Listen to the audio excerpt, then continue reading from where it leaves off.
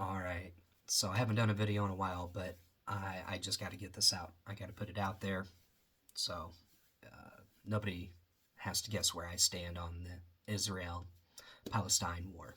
And I won't even call it a war because wars mean that there's two militaries engaging. And if you paid any attention, you realize that there's not two militaries engaging. It's a military engaging a civilian population. What we're seeing is a genocide, ethnic cleansing of a culture, a race of people. That I was brought up to believe that Arabs and Muslims were terrorists, awful people. I live in the Midwestern United States. I was raised Southern Baptist, so hellfire and brimstone all the way. What I've realized, and I'm ashamed because I should have done my research prior to October 7th. I should have been paying more attention to the things that were going on over there. But we have enough going on in the United States pretty constantly that sometimes it's hard to branch out. That being said, October 7th hit. We're told 1,400 people died, then 1,200, and then we get down to 1,000. Most of them soldiers.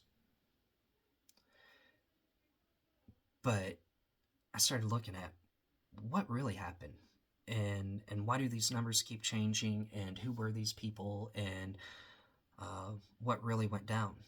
Because usually I'm finishing my master's in counseling, and what I realize most of the time is when people do atrocious things, and Hamas attacking a kibbutz in Israel is pretty atrocious. I'm not going to deny that. But usually what you find is there's a trigger. What triggered them? Why did they feel the need to go in to an Israeli settlement community and take hostages?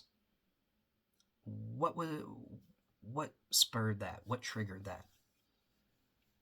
And I started looking, and what I found was absolutely mind-blowing. It actually explained a lot of why, growing up, when you hear about the Arab that went to the Israeli cafe coffee shop and blew himself up, he martyred himself to take out 20 or 30 Jewish people. That's what we hear in the Western culture, stuff like that. What we don't hear is about the Nakba. We don't hear about apartheid. We don't hear about colonialism. We don't hear about Zionism. We don't hear about settlers, Israeli settlers, if you can call them settlers, coming in and taking your house, taking your home, taking your land. And if you don't give it willingly, they go get Israeli forces. And the IOF comes and tells you, you gotta go. And it's kind of hard to argue with a bunch of military guys with large weaponry. So, in order to keep it short, because I could go on about this for probably 20 or 30 minutes, but I'm trying to keep it to 5 minutes or less.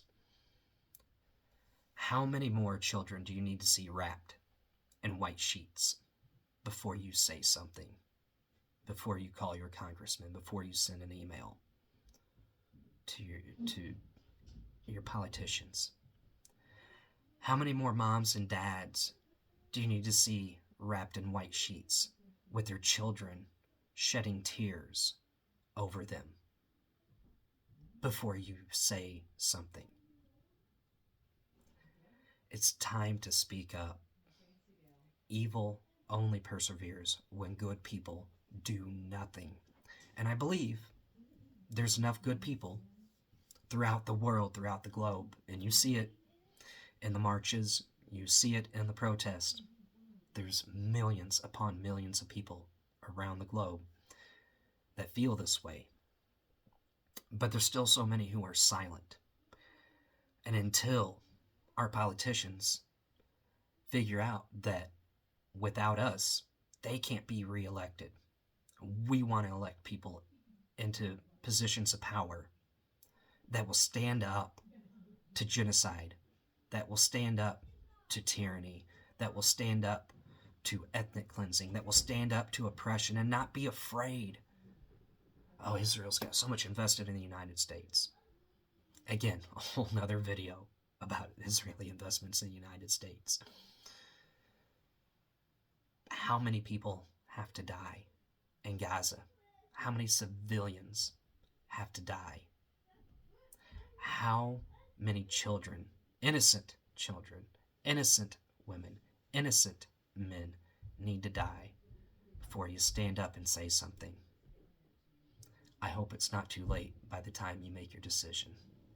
Anyway, I'm sure I'll make another couple of videos, so be on the lookout for them.